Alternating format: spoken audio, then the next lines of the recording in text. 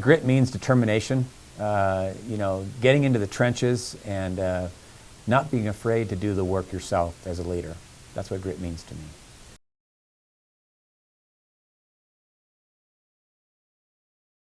Well, I think you have to have initiative. You have to have passion.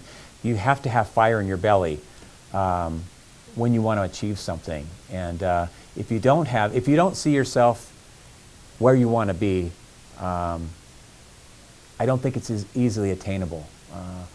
For myself, example, when I ran for sheriff, I saw myself in this building.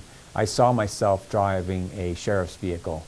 And I had the fire in the belly, and it was a goal that I set out to achieve. And I think as long as you set your sights on something, nothing can stand in your way.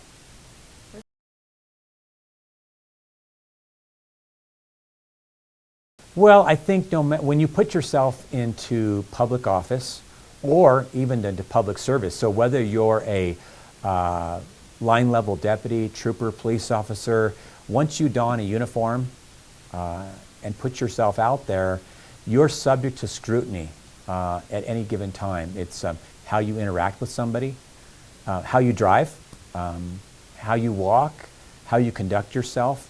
You're constantly being scrutinized, and that level of scrutinization, if you will, is elevated in the higher positions that you're in. And we can look at the national platform today on how the current administration is being scrutinized.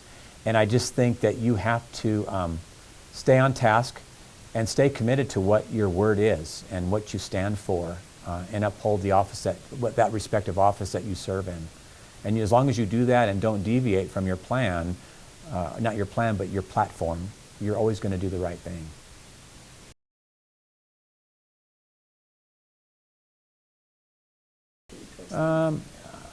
I think each day can change each day, each experience, each exposure to a difficult situation, whether it's a personnel matter, whether it's a matter out in the community, whether it's dealing with a particular act of Mother Nature, can definitely, it's what builds you every day. And I think the more challenging your life is, and I often tell my folks too, if you don't experience some level of adversity in your life, you don't know how to appreciate and respect what you have. And I really believe that.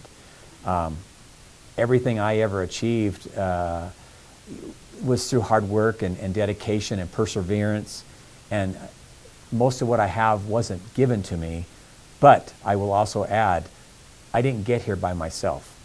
When you look at a turtle on a fence post, you have to ask yourself, how did that turtle get there? He didn't get there by himself. Somebody lifted him to that position. So I always give credit to my staff every day, to my mentors, and to the people I associate my life with, because you don't get to where you get to by yourself. And people need to remember that. I think you always have to have your eyes and your mind and your heart fixed on a certain direction.